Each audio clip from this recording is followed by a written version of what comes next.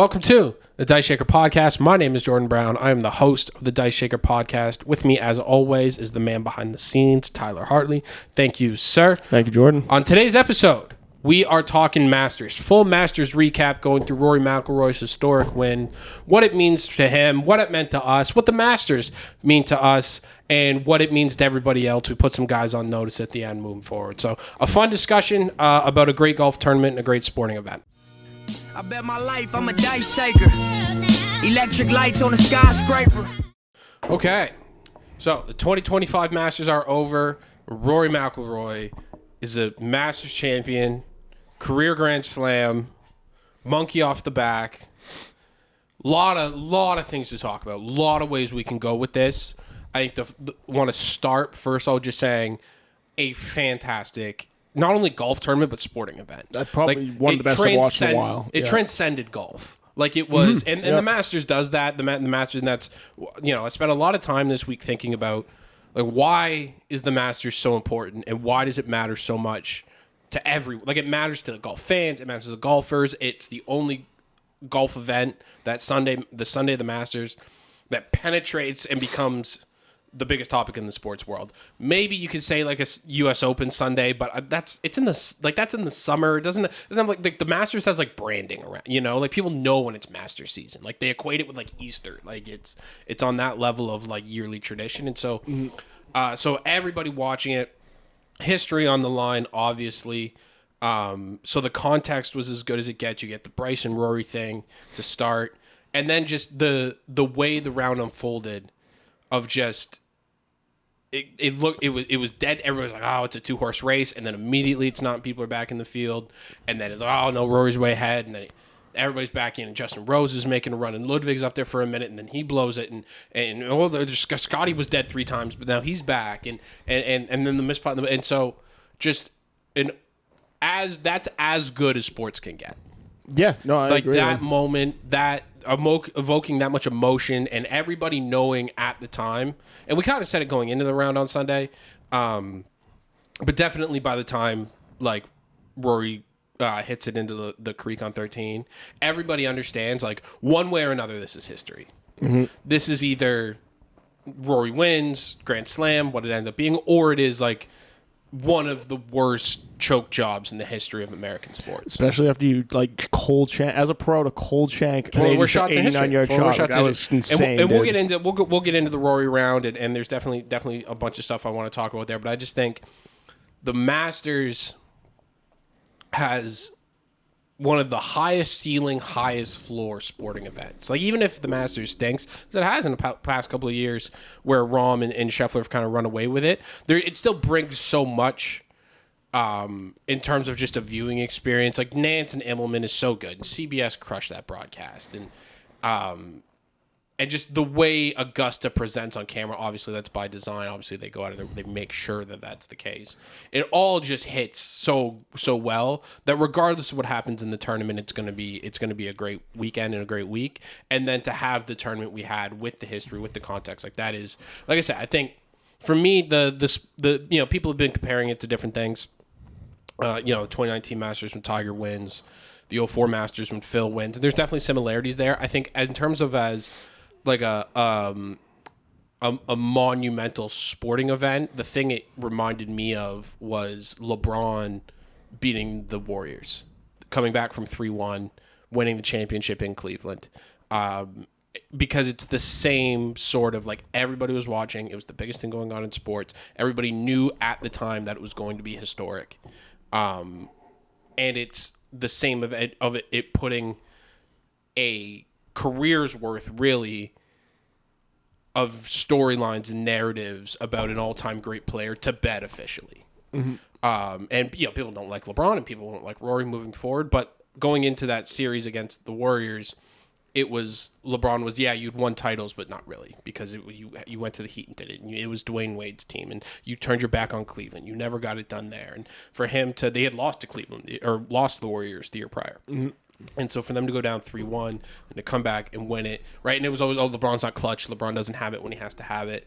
And so for him to have those performances in that stage, on that spotlight, accomplish the thing people said he could never accomplish. And now, whatever you want to say about him, his place in the game historically is secured. And Rory's that same way. Rory, and had obviously 10 years, no majors, had never won the Masters, had choked it away a few different times. And for him to win now, he has now secured his place in the golf sort of pantheon of like his resume now is unimpeachable. There's nothing you can say now. Whether, we'll talk about what this means for him in terms of his, what he could be next after this. But if he stops playing golf today, he's one of the 15 best golfers of all time. And there's nothing anybody can say about that, right? And now it created this moment the same way it did when LeBron won of, okay, this has been the major storyline in this game for going on at least 11 years, maybe as many as 15 years. And now we don't have it anymore. Now we have to come up with new ones. And so that when you get a moment like that, like they're very rare. And that's what I think the last time I remember something like this was when LeBron beat the Warriors in 2016. Yeah, no, I think it was, again, like we were talking after, like it's special when you get to actually witness history like that, like in live time. It's hard to even because you're like, it was an exhausting thing to watch actually, like going up and down and like, have bets flying and stuff. It's like they're always alive sort of because like Rory keeps missing or whatever. Yeah, no, that was a special sporting event, man. Yeah, and it was everybody, like we knew in the moment that's what it was. Yeah. And so a great Masters. I thought Augusta had that court, like, and that's part of the reason why the Masters matters so much is how great that course is. And the way they had, like, how firm and fiery it was this week, it's just when you contrast that to, a regular PGA Tour setup, like it's just such a complete test. Yeah, and it tests all aspects of your game, but also like the biggest part of it is it's like a psychological evaluation, like especially that back nine. I think that's exactly it. Like it's like you could say like, it played really tough, but then Justin Rose also went out and shot at a 66? 66 on Sunday. Like so, it's like it was gettable still. It's just the pressure of the moment in the Masters clearly just mounts on people. And the course is designed in that way to where like there's not a lot of trouble on the front nine. There's hard shots for sure, but then you get to the back nine and you go through Amen Corner and there's water and there's water on 11, there's water on 12, there's water on 13.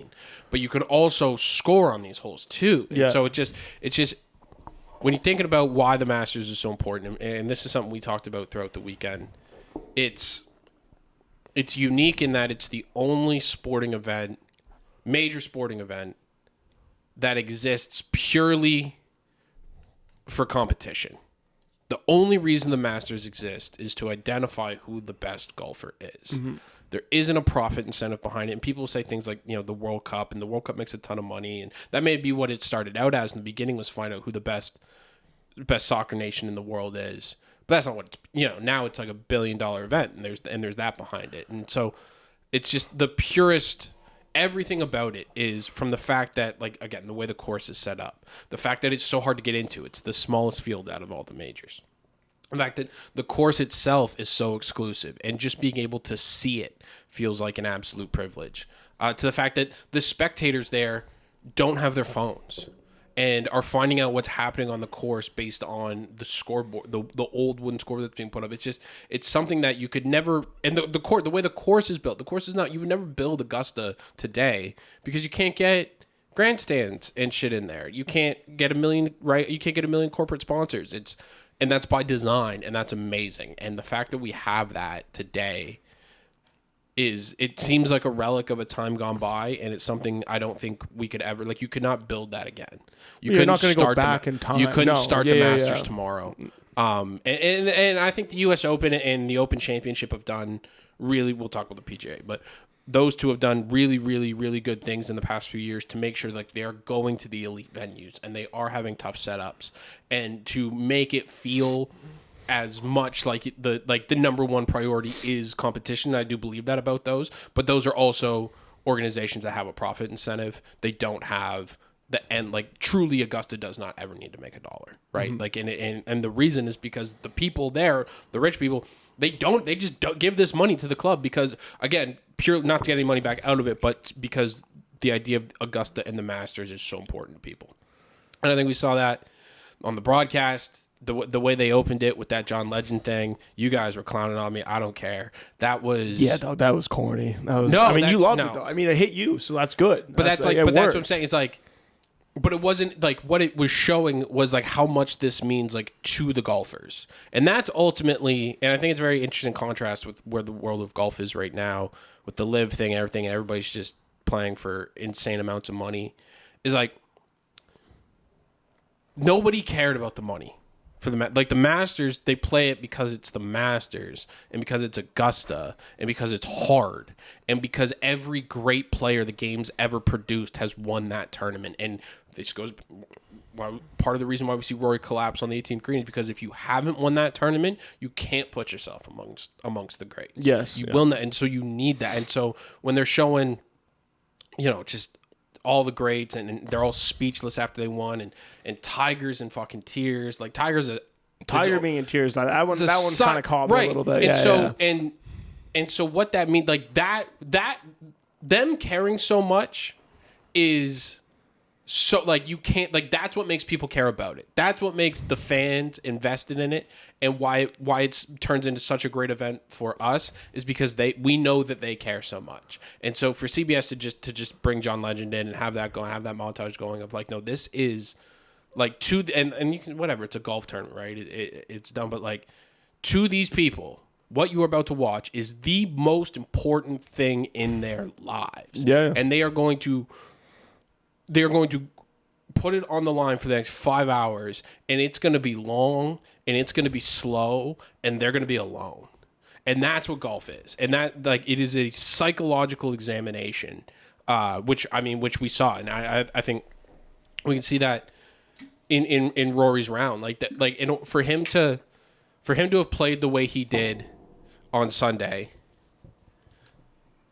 and have the round that he had, you can only have that round if you have been through the battle scar, like if you've been through the wars. That is true. Because when things so the round starts and he hits a good drive on one, but it's a yard short and into the lip of the bunker.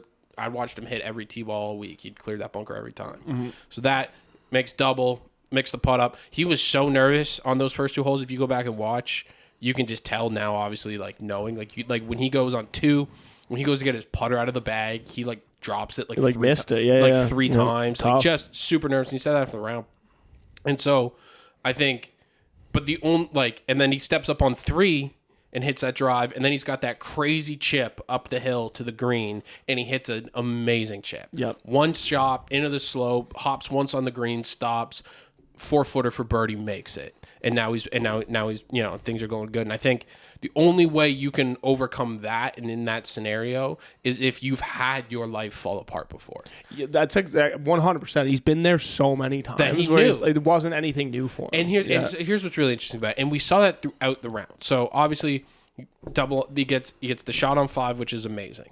Then he hits the shot on 7, where he's in the trees, where everybody wants him to punch out. He's got the tree in front of him, and he's telling his caddy, pointing up, no, the window's there. I can hit that. And then he hits an absolutely... There was 7 times in this round where he hit, a 99 percentile shot. Yeah. That's... The shot in the 7 was one of them. But you can tell, and, you can tell that he's got the scars. And, again, this is on a rewatch that I saw it. He's expecting disaster at all times. Because when he hits that shot on 7, it clips a branch of the tree in front of him, and he immediately thinks the club comes down to his shoulders. He's like, oh, you can see. He's like, oh, it hit the tree. I'm probably fucked. It almost goes in. I know. I have a question. Do you think that it's obvious? It's easy to say this in hindsight, but he plays so well when he plays at that high level of that 99 percentile shot. Do you think that he should just keep the pedal to the metal? Because when he stops and tries to play safe, it's then he thinks and he gets fucked. Yeah. So we'll talk about that for sure. The way, and this is why the other thing I was thinking about, why does Rory mean so much to people? Because he really, really does. Rory, in one way or another, people hate him or love him, but he means way more to people. Why? And it's because of it's almost people, obviously when he early in his career, the comparison was Tiger. That's not a good comparison. The comparison is Phil. And you think well, that's weird because Phil was more of an artist, and you think Rory is the highs and the lows. you know, and that's why this round was such a it was like a microcosm of his entire career of like the highs are as high as anything you can possibly believe, and the lows will leave you like dumbfounded. Yes. And Phil was a lot like that, right? Where you get these other guys, you get Tiger and you get Scotty and you get a guy like Brooks, and they play great golf when they're at their best, but it doesn't make you feel anything really because it's hitting fairways and hitting it to the fat part of the green and then two putting, and then you'll run into a few birdies and you shot 68 and now you win. Yeah. Right? And that's great. And that's the way you should play golf in over a large sample size, right? Because that'll give you the most, right? You see it with Scotty right now where he's like, I'm not going to, right? Scotty's not really great when he's coming from behind, right? Because he's like, I'm just going to play this very what the book says I should do, and I know that if I do that over a large sample size, then I'll give myself opportunities to win, and if I do that, then I'm going to win as much as that'll not maximize my chance of winning, which is correct, right? Mm-hmm. But that does not make anybody feel anything. Yeah. The way Rory plays makes people feel something. Oh, it gets you excited, man. Yeah. Right. And so we saw that, and so he has the shot on 7, and it starts to really roll. But then he has the shot on 10. People don't even talk about this. Weir drops the club. Yeah.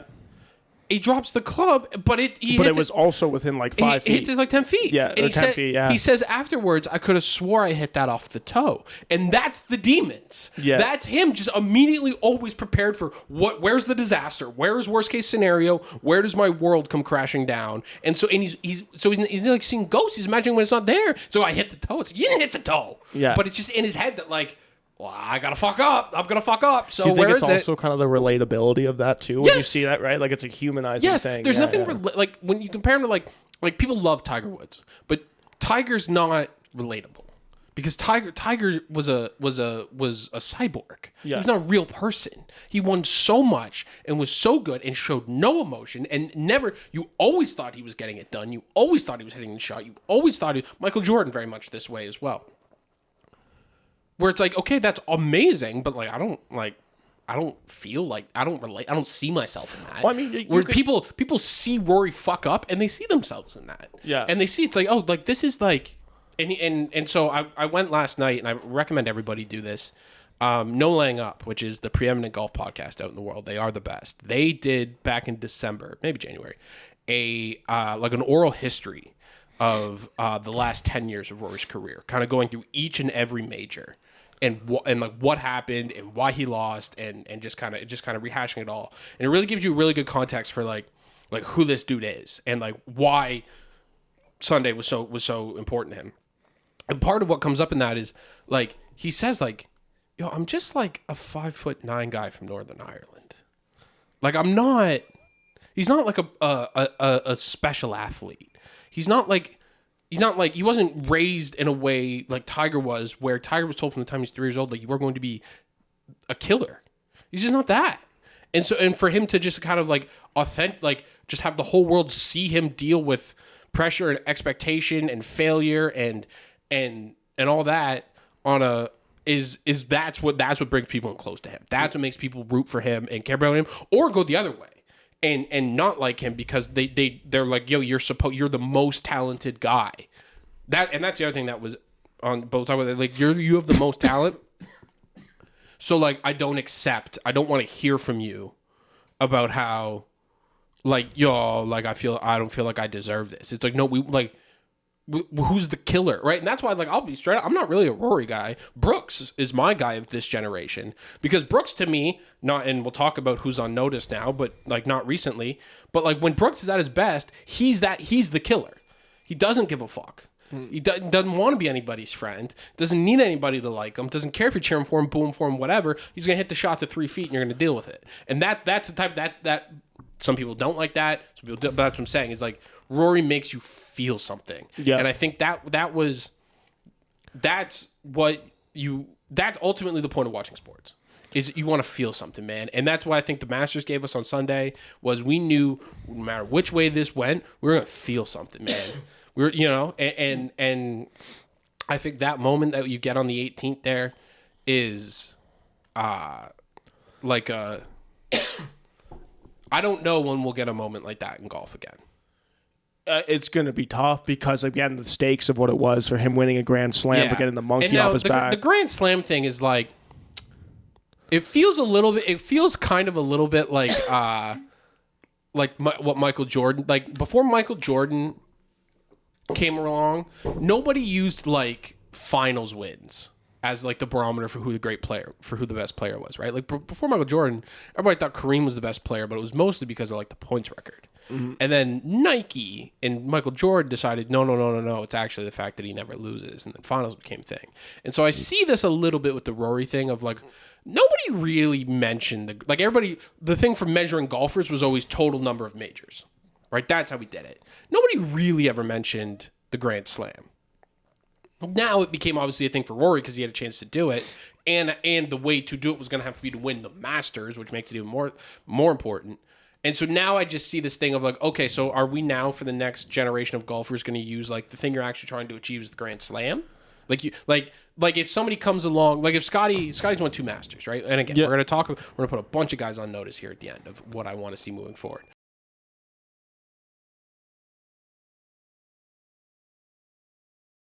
Let's say Scotty gets 2 more Masters and he gets 2 more U.S. Opens. It gets to a total of 6, and he passes Rory. Rory doesn't get another one, let's say. And so he's at 6 and Rory's at 5, but he doesn't have the Open and he doesn't have the PGA. Are we ranking Rory ahead because he's got all 4? Because there is somewhat of an argument for me to hear that, except like the problem with that is like we need all 4 majors to be majors, and like last year, the PGA Championship, that's not a major. Yeah, I mean, like I think like maybe get into that in a sec, but I think there's 2 questions I have for you then. First of all, I think do you not think it matters to win in multiple different locations because these courses do play differently, right? Like you're gonna have a links course, right? You're gonna have like I could hear that argument, except if Xander Schauffele ends up winning the Masters and winning the U.S. Open and completes the green jacket, and I have to say he's the same thing as Rory. After watching last year's PGA, that's a good point. It's like that's not a major. That's a good point. And so if we're going to do that, we're going to say winning all. Then the U.S. Open and the Open have done the USGA and the RNA have done a good job. I would say in the last 5 years of producing high level major championships. The PGA, 2023 Oak Hill when Brooks won, fantastic major, definitely 100% a major. Last year Valhalla, not a major.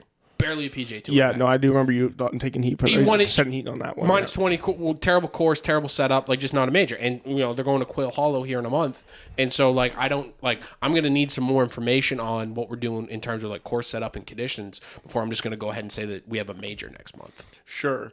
Another one I would kind of like fire at you too. I don't know if this is the right way to put this, but Grand Slams there's not a lot of players right now to be talked about with a Grand Slam besides Rory, Spieth is right? the closest, but Spieth is a lost boy. And Spieth is a lot. So again, when was the last time we even saw Spieth we're like all excited about him, really, right? Like, it's been a while, dude. Well, I mean, the first time, anytime he's been 3 under on the front 9 of a tournament, people start losing their minds. But I just don't buy it ever. Like, I'm never into it. And again, we're gonna get to a segment of who's on notice now. But there's nobody close, right? So that's what I mean. So it hasn't really been a conversation until now, right? But like it is something that's like it's high regard. But it's been a conversation for 10 years because of Rory. Like it's been something that's been talked about, but it's not like again like people are saying like Rory is now like the best European player ever and all that. And it's like okay, if we're gonna say the green jacket or the Grand Slam, having that means more than the total number of majors you actually have. That's an argument I'm willing to listen to, but we just need to acknowledge that that's not how we've been doing it. We've been doing it. Sure, but I mean, that goes back to your argument, like how that Masters kind of transcended the game in all aspects like that. Like Rory kind of transcended. What does it mean to be a champion now? I do think that your career, and we'll use Brooks as this example. Brooks is my guy. Brooks has 5 majors. Rory has 5 majors. In terms of their generation, they're tied at the top now. Brooks had pulled ahead 2 years ago. Rory's now tied it. I will say that Rory right now has the claim to the best player of the generation because he has the green jacket and he has 2 players, which also matter a little bit to me.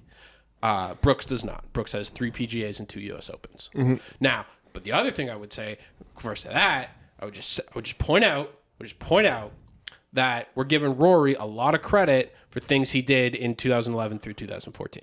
He has like, and we'll like. So I guess we just do it now. I think to validate, like if Rory, I would Rory's definitely, I think right now has the claim to the best player in the world right now based on he won the Players, he won the Masters. I would also concede that he has the greatest player of his generation title right now. But if he goes another 10 years without winning a major, I'd like to revisit this conversation. Just because if you go back and again, go listen to the No Laying Up podcast. It's a great way to really get the full Rory story, which is now sort of kind of complete. He won at bullshit golf courses. He won a U.S. Open at Congressional. He won a PGA at Valhalla, and he won an Open Championship at Hoylake, which is Hoylake is a legit venue. So, and that was the book on Rory coming in before this year was he can't win on good golf courses. Now he's won this year at Pebbles, Sawgrass, and Augusta, so that's kind of dead now. Yeah. And that makes you kind of now excited for like, okay, so he's won the major, he's won the Masters. That whole monkey's off his back now. Does that now free him up to go win more majors? You would think logically, yes, right? You would think based on where his game is, and the thing I would say this, starting at Pinehurst last year, going through the Players this year, and now Augusta, this is the best he's ever played. His game is now complete. And we saw that, like that shot, the shot into 18 in the playoff, is, he said it afterwards, that's a 3/4 gap wedge. And that's something that he said he's been working on for over a year, is 3/4 wedges, 3/4 low short iron shots, bring the ball down, take the spin off of it, right? But through his whole youth, the first 10 years of his career, Rory was, they say a thrower, not a pitcher. Like he could dial it up to 99 whenever he needed to, but didn't know how to paint a corner. And I think that was right. He had one wedge shot, and it was stock, full rip wedge that's going to go 120 feet in the air, and it's going to spin 20 yards back. Mm-hmm. And when you're trying to win the FedEx Cup, you can hit those shots. When you are trying to win the U.S. Open, the Masters, it's not going to work. Mm-hmm. And so for him to add those shots now, it was the shot that he hit into 17 at the playoff at Sawgrass and into 18, that 9 iron. Like, if he's got that, he is going to contend at major championships for a long, long time. Yeah. He's become an excellent U.S. Open player. I think, like, if I had to say right now, I would say he's going to win at least 2 more. I think he will win another U.S. Open potentially this year. He could win all 3 majors this year. I think he wins another U.S. Open, and I think he wins at least 1 more Masters. Just because I think now his game is so tailored for the U.S. Opens in terms of it's going to be 330 carry, and he's got the ball striking, and as long as he putts okay, he's going to be around the top of the leaderboard. And then with the Masters now, I think this goes from like his hell and like the place he didn't want to come to now, like I think he will look forward to playing this tournament more than anybody else every year, especially for the next few. Yeah, because he's going to get to play. He's still going to be at the top of his game, and he's going to get to do all the stuff that he hasn't been. Right, he gets to go to the Champions dinner, and he's in the Champions locker room, and he's at the Champions thing, and he just can play with now being like, I'm amongst the greats here. I'm not. He's not a legend of the game. Like that is just what's happened now, and so now he can go to the most legendary golf course in the most legendary tournament and feel like he belongs there and feel like he's not trying to earn his way in anymore. And that golf course is always going to fit him so well with the way he plays. And so I think he wins at least 2. That would put him, if he wins 2 and gets to 7, it ties him, put him past Phil. Phil's at 6. So that would probably get him into the top 10. If he could get to like 9, we're talking top 5. Or sorry, you get to 8 or 9, that's like top 5. And then if he can, if he can get to 10, I think that would make him the 3rd best golfer of all time. I don't think he can, he needs 10 more to reach Tiger. So I don't think he can do that. Yeah. But people have been saying there are some lofty things being said out there right now. We're hearing in-season Grand Slam. So people thinking wins at Quail Hollow. And listen, I understand because it's Quail Hollow, where, listen, it might be set up for a fucking turkey shoot, which benefits him. He's won there more than he's won at any other golf tournament in the world. Where his first PGA Tour event he ever won was at Quail Hollow. So that bodes well. Mm-hmm. Oakmont, which is going to be spectacular. That is going to be a fantastic U.S. Open. Oakmont is one of the best courses in the country. It is a very, very, very difficult golf course, but it is going to be bomber's paradise. So his game fits out as well. We talked about U.S. Open. And then the last one is Portrush, which is in Northern Ireland. It's like an hour from where he grew up. So, like, it sets up potentially very well for that. What I would say against that is Rory beat his demons on Sunday. I do not think the demons are conquered. And I don't think he would tell you the demons are conquered. Like, what other demons do you have to conquer? Well, what I do you mean? mean? Like that was like a 10-9 round. You know what I'm saying? Like you won. Like, you beat them, but they were in it for a while. They landed some shots. Sure. And so I think that, like, not the demons, so much the pressure of, like, okay, he's got whatever, he's got the green, like, all that's gone. But I just mean, like he's still gonna be him as a golfer. He's not gonna be Scotty and Brooks and Tiger, where he plays in like that very that sort of, right. We saw it on 13 where he tried to do the right thing and he hit it into the water. Yeah. And so then it was like, all right, well, I'm just gonna hit hero shots the rest of the way then. And so he's always gonna play that way, the way Phil is. Right? Phil is never gonna be able to just let me okay, fairway, middle of the green, 2-putt. Like, and so there's just gonna be the ups and downs. Yeah, I mean, I think that's the question. Just like he had to ask himself, almost like, who do you want to be? Like, do you like, and also like, who are you as a person? Are you the guy that can be a top 5 player ever, or are you that Phil type player that is just going to be loved and you're going to hit great shots and your variance in your game is going to go up and very volatile? It's just going to be all over the place. I think, and look, and he said, like, and he definitely has, he's like, I need to be more a play. He said, he's like, I need to play more, manage myself more like Scotty, of like, and I think that's correct. And I think you saw him do that, like through most of the first round until he made the 2 doubles. Exactly. But what his superpower is like the ability to, like, it's like he's more like, it's like Curry. It's like I think that's honestly the maybe the athlete that he's most analogous to. Like, he's not like LeBron, he's not like Tiger, he's not like Michael Jordan, but he is like Curry in so much of that, like, he has this one superpower that kind of like revolutionized the game when he brought it. Like, everybody had hit long drives before, everybody had hit threes before. They didn't do it like him. And like, nobody thinks that Steph Curry is a better player than LeBron. But when Steph's going at his best, it's not like anything else. Yeah. It's a gear nobody can hit, right? When every 3 is dropping and it's a 50 points, all that stuff. And that to me is what Rory is as a golfer, is like, he is not Tiger. He's just straight up not. And that's okay, man, because nobody's been Tiger. There's one guy. Same with Jack. Like if you look at, like, take those 2 out, and it's tough because it went like, you know, from the 60s to the 80s, we had Jack. And then there was a little bit of a brief period. And then from the 90s through, like, you know, whatever, 5-6 years ago, we had Tiger. But before that, the dominant golfers were, you know, Arnold Palmer and Jack and Gary Player, who would, you know, they won 7 or 8 majors. That's what generational golfers look like. Mm-hmm. And that's okay. We just don't have like one of the all-time greats in our generation playing right now. And I think also too, I think you could argue that maybe Rory was supposed to be that guy and would have been that guy, but the way technology went, it lessened the gap between everybody, and that we're slowly actually kind of de-skilling and killing the game a little bit, which is a whole other conversation. But I would tend to agree with that argument that we may have robbed ourselves of somebody being able to go win double-digit majors because we made the floor higher. We brought up all the bums. We allowed them to be better and really put the stars at a disadvantage. Because I think that's the thing that really stood out to me most about that round from Rory is like, one is like that dude has been through it mentally. Like, in order for him to have so many mistakes and bounce back with so many incredible shots, is like, you can only do that when like I said, when you've been beaten down so many times.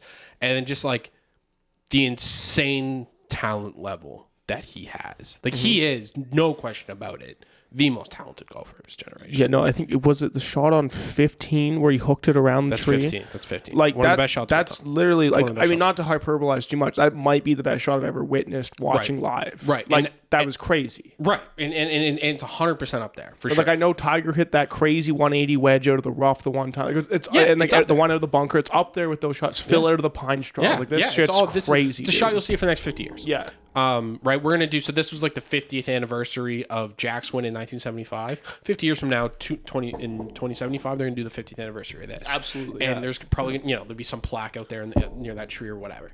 Yeah, it's an elite shot. First of all, to think about the shots he hit into 15, like that's like the shot he hit on Saturday into 15. Also, yeah. That's not even the best shot he hit on that hole this week. Yeah. And the shot on 17 that he hit to like 3 feet. Like, that's what I'm saying. And so in order for him to hit those type of shots and to do it in that situation where we all know and he knows that he's like mentally not in it. It's not like it's Tiger, where Tiger just put all the emotion to the side and said, this is the golf shot I need to execute, and then did it. Right? Like, Scotty can't hit that shot. Mm-hmm. If Scotty gets in that situation, Scotty lays up, hits a wedge onto the green, putts for birdie. Tiger hits the shot, probably makes the eagle putt if it's Tiger, right? And that's why Rory's not quite Tiger. Mm-hmm. But that gear of like that art, right? And people always talked about Tiger the engineer versus Tiger the artist. And what made him so great was that he had both. Rory has that a little bit too. He doesn't have so much engineer to his game, even though he could, but he's got a ton of art, man. Yeah. And for him the shot on 7, I think, is the first time where Harry Diamond's on him like, yo, like, what are you doing? And he's like, nah, man, like, I'm going up top with this one. And like, so to have the confidence to do that and it's not like he's like has this utter belief in like his ability, like, because he's not but to know like, no, like I know how talented I am, and then to just be able to pull that shot off in that moment under that pressure and do it so many times throughout the course of a round, you can only do that if that is like part of your DNA. If that is just something God that gave to you and that you can just do, and it's something that you see. Yeah, because you don't really teach that shot. You can't. Right? Like, you don't teach someone to go that high up like that. Yeah. To hit the ball that high and that far. And again, he was expecting disaster every single time. Like, 17, he hits the shot. As soon as he hits it, he's screaming at it to go. Yeah. Go. Because he thinks, his mind goes, well, that's crazy. I fucked it up. Clears by 20 feet. Like, he's just middle of the green and rolls down. Yeah. To like 3 feet. I know. And so, like, that's what I'm saying. It's like his talent took over in those moments.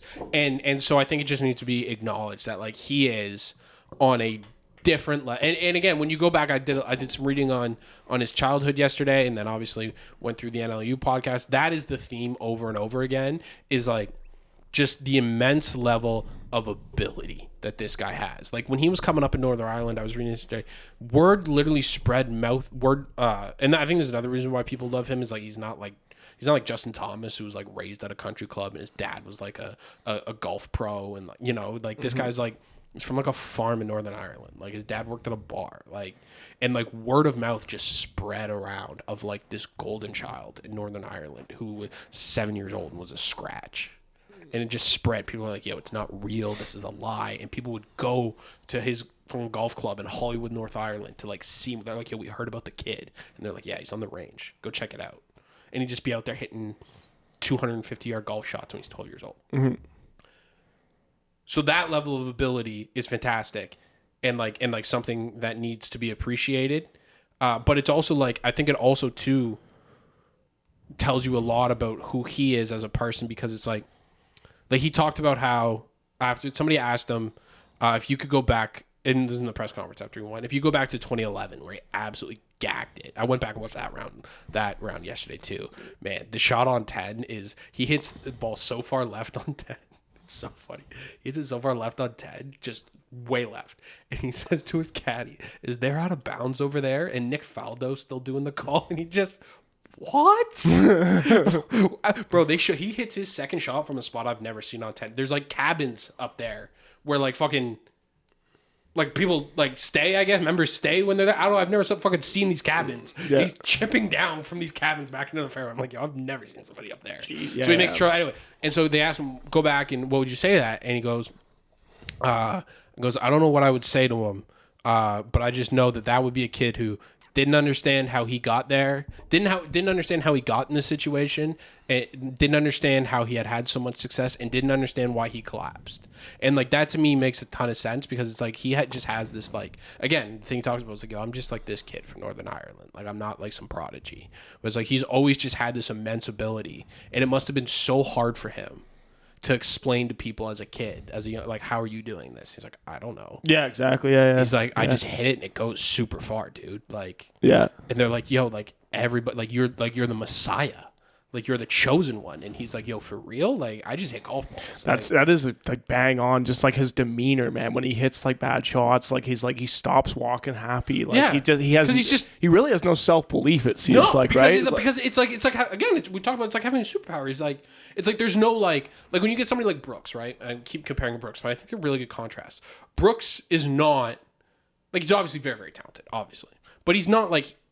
He was never like a huge recruit coming out of high school. He was never like a star in college. He went to he was on like the Asian tour and the European tour trying to grind to get his card. He built himself into what he is. And so it makes sense why when he gets into a major, he would have a ton of confidence because he knows like, oh, this is how I've worked so hard. I have all of this like tangible things I did to get I know exactly how I got here. Rory just was amazing. And not that he didn't work hard. He obviously worked very hard. But like, he was good immediately as he was 7 years old in scratch. Mm-hmm. 7. Yeah, that's nuts. So he would never be like, I don't like, what if it just goes away? It would make sense logically as that person to be like, well, yeah, it's gonna like, I didn't do anything to get it. So I would feel like I can just lose it. Yeah. You know, and that's what I'm saying. And so for him to know, and like, but that also must be so frustrating too. All those times, all the 40 majors that he didn't win. And most of them, when we were going through it yesterday, it wasn't even really in contention at most of them. He took himself out on Thursday. That was always his thing at the Masters, was he'd shoot 73, 69, 69, 68, and finish T7. Yeah. It's like, well, if you didn't shoot 73 on Thursday, you might have won. And so it must be so frustrating for him in those moments to know he's like, nobody's as good as me, but I can't do it. When it comes time to have it, I don't have it. But when it's Quail Hollow at the Wells Fargo Championship, he's like, these guys aren't even in my world. Yeah. As to how good I am. And that must have been so like, and that like that pressure of like, you've been given this gift, true gift, right? And again, like not a rich kid. So someone's like, you have been given the ability to like change your family, like your parents' lives. And his dad worked 100 hours a week when he was a little kid. So like all that sacrifice, all that on this guy's shoulders. And it's like, yo, if you don't win this match, if you never get it done in Augusta, you have nobody to blame but yourself. It's not that you weren't good enough, because you are. It's that you didn't have it. And so to have that on you the whole time of like, man, it's a weight that like very, very, very few people in the world, I think, could understand. Like, I think LeBron could, because he had that same, like, yo, you are the chosen one type situation. But it's like, but even then it would be hard for LeBron, because I mean, LeBron went through I think there'd be definitely some level that they'd relate to because of like the trials and tribulations they both went through in their career and the hate that LeBron deals with. But like, I don't think there's ever been a time where LeBron was like, oh, I don't know if I'm good. Or, you know, like, yeah. Like, I don't think LeBron's confidence in himself is ever shaken. Well, it's different too, because like you said, like it was just word of mouth in Northern Ireland or whatever. Like LeBron, like in high school, they were like, hey, this kid is going to the NBA. Yeah, it's more similar to Tiger in that way. And so just a fascinating, again, not a Rory guy, but just a fascinating sports figure. Well, I think that's cool too. It's like you're not a Rory guy, but then it just becomes more objective then now at this point, right? It's not a subjective interest in him. You're like, no, like he is clearly the best player when he plays at his best. Yeah. Like there's no one can hit shots like he did, whether you love him or hate him. It's like you see that shot, you can't deny what just happened. Somebody like Rory is more compelling than somebody like, I'll use LeBron again, because LeBron, even though he's failed, it's always like, oh, he's the superstar, and like he's 6'8", and like he was just like given all of these natural gifts, to where it's like, yeah, okay, like it makes sense that you succeed. Whereas like with Rory, it's like, oh, like he does have these gifts, but he's also like really flawed, and he's vulnerable in some sense. But sometimes he's a dick, and sometimes he's peeling out of the parking lot, not doing media, and he's snatching dudes' phones.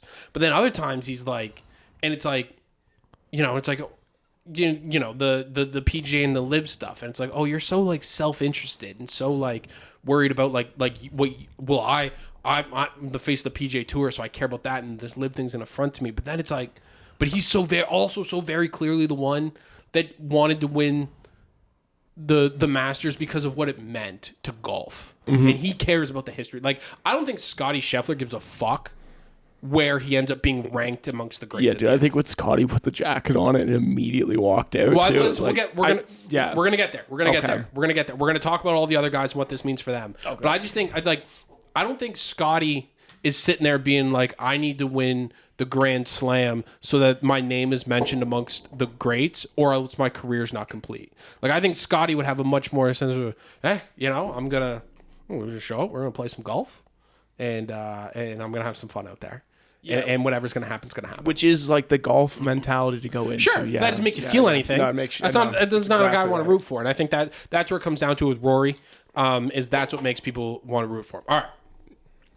So now, very interesting moment as we talked about in sports, where you don't get these often, where you get like a decade-long dominant narrative in the sport that dies. And it was funny. So Rory started his press conference. I don't know if you saw the clip, but he said that they're like, please make a statement or whatever. And he's like, I just have a question for everybody. He's like, what are we going to talk about next year? And first of all, I think that's very, Rory, all in, like, Rory is within his rights to talk his shit and run his victory laps and do all that. I think it's a fundamental misunderstanding of sports fandom, because, buddy, we will just turn this cannon at somebody else, pal. I was going to say, that's exactly what we'll do. We're just like, no, listen, you're good for a little while. We'll see how you do in the next few majors. You're good for a little while, but we'll just fucking wheel this gun around. It's like, hey, Jordan Spieth, what the fuck are you doing lately? No, exactly. And listen, we'll start in-house. So I think this changes a lot of things for a lot of guys in terms of, all right, now who are we looking at?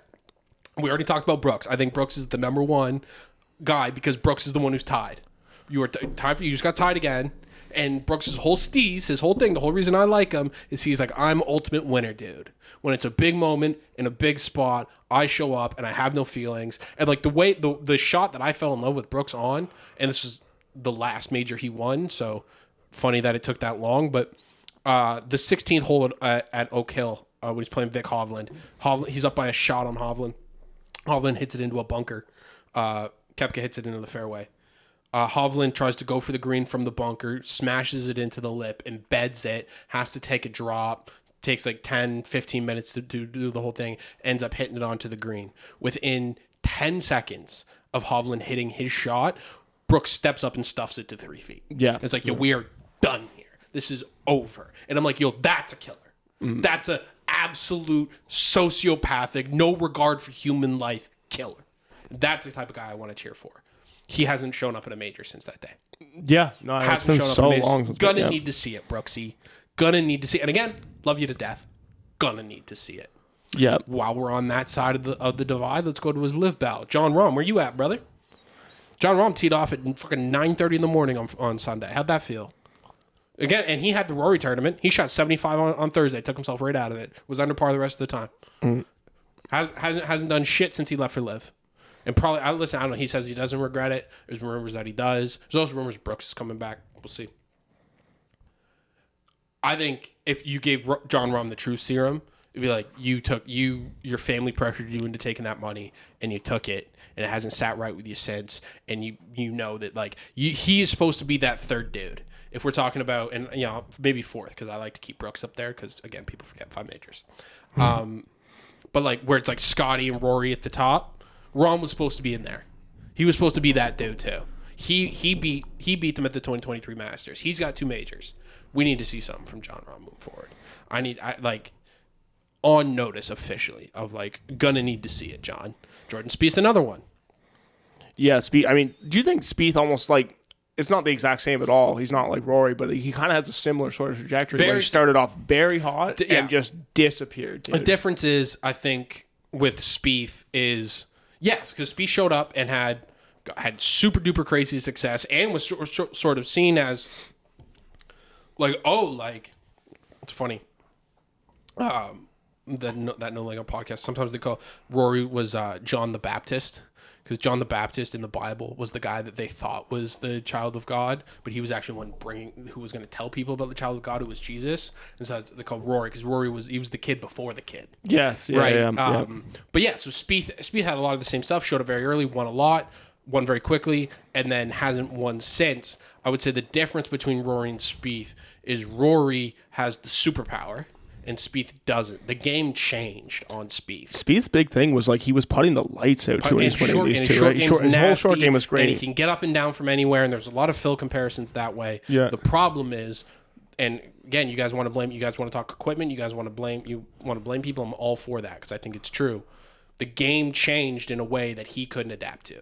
He's not going to get to 190 ball speed. He's not going to carry at 330. And so that means that they're just like, thank God, like honestly, for his sake, like good thing he got the US Open as a kid when he did, because I just don't think that's a golf tournament he can win anymore. Mm-hmm. He can win the Open if he put it all together, and he could win the Masters if he put it all together. Yeah, sure. But he needs to win the PGA to complete the Grand Slam, and they've been setting those PGA. Like I said, if the PGA is going to make it a complete fucking farce like they did last year, and fucking Austin Eckroat can win. Like anybody can win.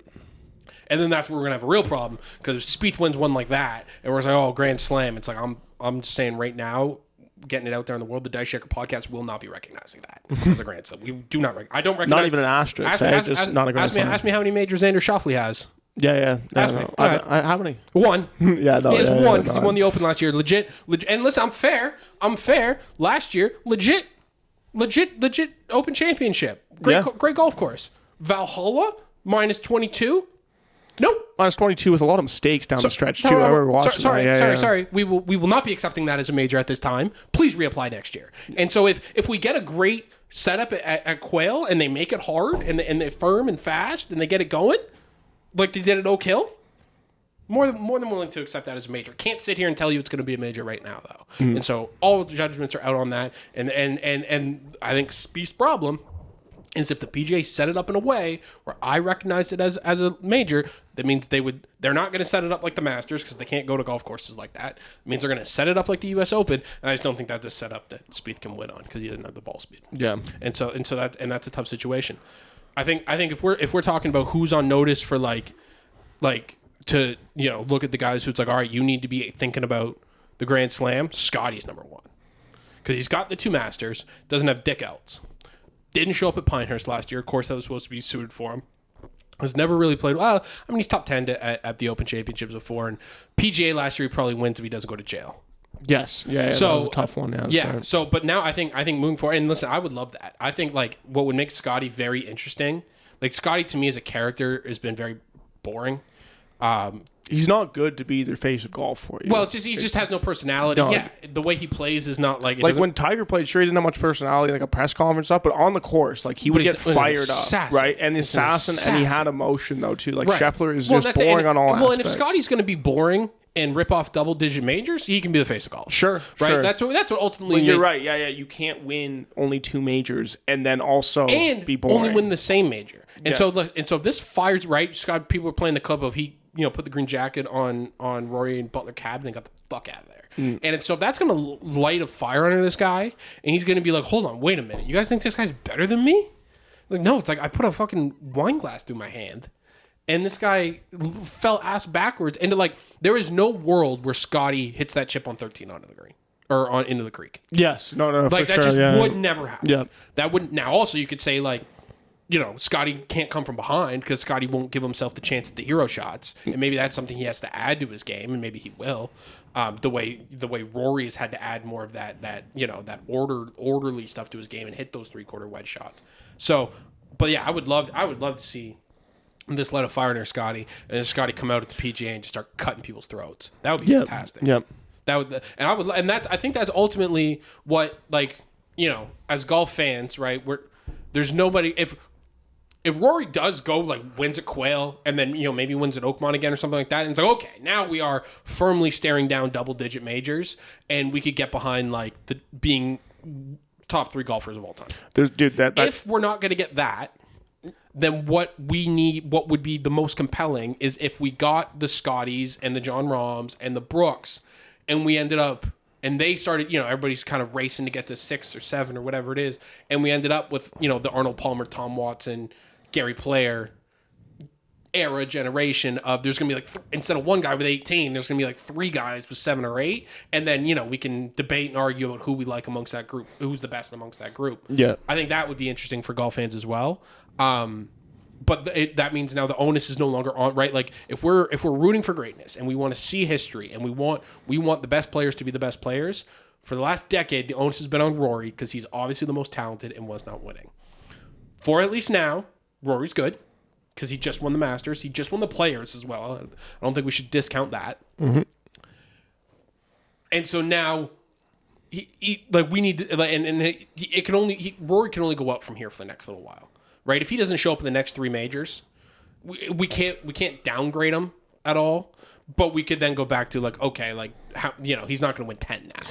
I think it's also too if he wins, then he goes under the same microscope as he was basically. Whereas you were chasing the Grand Slam, now it's you're chasing history to be in this Mount Rushmore of golfers. It feels all like gravy now, though. It all maybe to us, but not to him. I don't think. Right? I think to him, it's going to fuck him up. I think that's been an interesting thing too, because people have said that a lot over the past couple of days about, now it's going to free. Now he's going to rip at the right people saying he's going to win the Grand Slam this year. It's going to free him up. Now he's going to. It's going to be like Phil, which could be Phil didn't win his first major until he was 34, which is right around Rory's age, and then he ripped off 6 in the next 8 years or 10 years, whatever it was. Mm-hmm. And so Rory could rip it up. Rory could definitely do that. I think we can't say for sure that's what's going to happen, because I think there's also a chance that this has been so all-consuming on his mind for so long that now that he's done it, he's kind of like the dog who caught the car, and he's like, now what? True. Yeah. He's like, oh well, go to the range tomorrow and hit balls because Quail Hollow's coming up. It's like, does that, will it give him is he going to have the same juice? You know what I'm saying? Because he's been operating at such a high juice level at every major for so long now that when he goes back down to just being what Scotty feels in a major, is he going to be like, this? There's nothing for me anymore. Yeah, no, it's true. I mean, it's tough to say too. This is kind of just trying to predict what's going to happen. It feels like if he wins a couple more, I think he's freed for a sec. But once he starts feeling that pressure again, it could become that thing. See. That's what we talk about. I don't know, but I think it'll matter to what his contemporaries do, right? If Brooks shows up at the PGA and wins and goes to 6, and now Rory's at 5, I think that lights a fire. I think it's a good point too of the transcendence of what this tournament did. This 100% has to light a fire on one of these guys, right? You know what I mean? Somebody's gonna be like, oh shit, we have to start fucking going again. And if it doesn't, understand, there will be a bunch of people sitting behind microphones like me who will slander you. We did it to Rory for 10 years. We fair is fair. We threw shots at Rory for being a fraud and a choke artist and wasting his abilities. And I swear to God, if I see T47 out of John Rahm at the PGA Championship, I'm gonna light his ass up for that. Yeah, because that's just not good enough at that level. And again, holding my own guys accountable. I need something out of Brooks now. I don't like to call my guys out. I'm in their corner. People, I had a plus 30,000 max home bet to win this week. All right, first of all, T12 for my guy. So we are. Hey, he had a good Sunday. When the golf gets hard, my boy knows how to play. All right, so let's just we're figuring things out. But I don't want to hear about he's another guy who's a bit of a head case. He missed the cut at the Farmers. Go fuck yourself. We win majors. Yeah. Okay. So I need to see something out of Brooks, and like I said, I think now we are looking at everybody else going, all right, who's gonna? Rory's back, big dog back.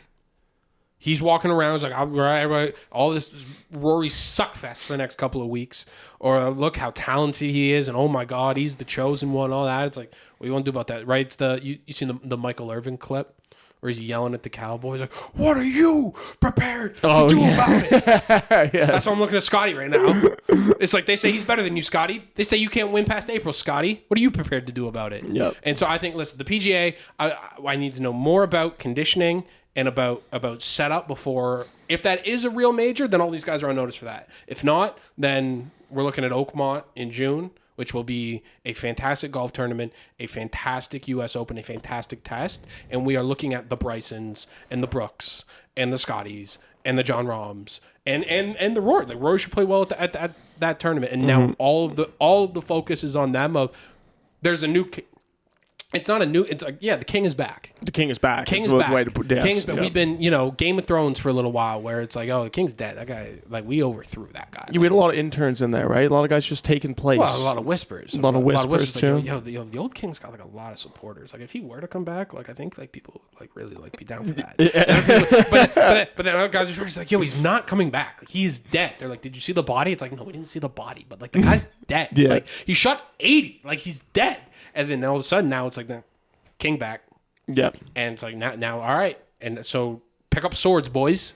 And that's what I'm saying. A lot of Rory chants down the stretch too, man. People he makes people feel something, man. He makes people feel something.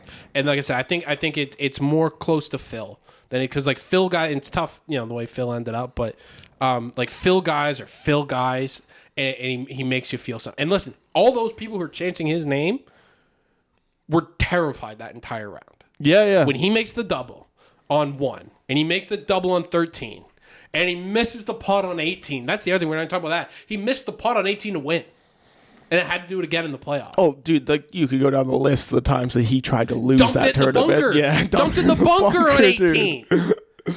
Like, just at no point did he go and take that. And so that's just going to be what the Rory experience is, for better or for worse. It is going to be the ups and the downs, and there will be no bigger. Unless he like really does get a chance to go to like 10, or I think if he wins at Quail and he wins at Oakmont and has a chance to do the Slam in Northern Ireland at Portrush, it'll feel like that. Might be the best tournament ever if we it'll see feel that like too. that. Yeah. Now listen, I'll say this, and it's again he won, gets his victory lap, he's out of the can't fire at that man for a little while. I will say this: if you think that Rory McIlroy is going to take the career or the season Grand Slam into Portrush in his home country, and you think he's just going to walk away with that, I would argue that you don't know anything about Rory. Like, that's the worst situation for him. That is true, actually. I would have no faith that he's winning that golf tournament. I wouldn't bet on him. I'd have a fun time watching him because I think he'd do the same thing at the Masters where he'd hit every other shot. Would be unbelievable and worse. I don't think the demons are dead. I think he just won. This battle, the war's not over. It's just the battle. Like, if he'd come out and shot bogey free 68 and just run away with that, I'd be like, the demons might be dead. Yeah. He won the round. The demon, I believe the demons are in the corner being like, listen, we hit him a few fucking times. We got some good ones. Yeah. Like, we got some good ones. And, like, he got lucky in a few. Like, the shot on 11, remember that? The little hook draw around the tree that stopped like a yard out short of the water? Yeah. That's when Bryson had to start pressing, right? Like, Bryson dumped it in the water like just a second before that, yeah. Yeah, so, like, it was just, dude, so close. So close. Yeah, like there was a lot of times where, like, again, like the club drop and the shot on 7 where it barely clips the tree and like all of that. Like, I'm just saying that the Rory experience is not dead. The Rory experience will continue to be the Rory. He will do unbelievable, crazy 99th percentile shots, and he will hit some of the worst shit you've ever seen in your life. Yeah. And that's why you love. That's why people love him. That's why people love him. Yeah. And I'm not gonna listen. I don't necessarily love the personality all the time. I've said I'm much more aligned with the Brooks killer side of things, but I'm not gonna. Sports is about feeling something, man, and that dude makes people feel something. Yeah. So, all right, that's it. That's it for the episode. Thank you guys for listening. Rate, subscribe, like, all that stuff. Share it around. Got some good stuff coming up next few weeks. We're gonna talk some NBA playoffs next week. A little NFL draft, and then we're gonna get into silly season in the summer here. Come up with some fun stuff. So keep sticking around with us, and we'll talk to you guys next time.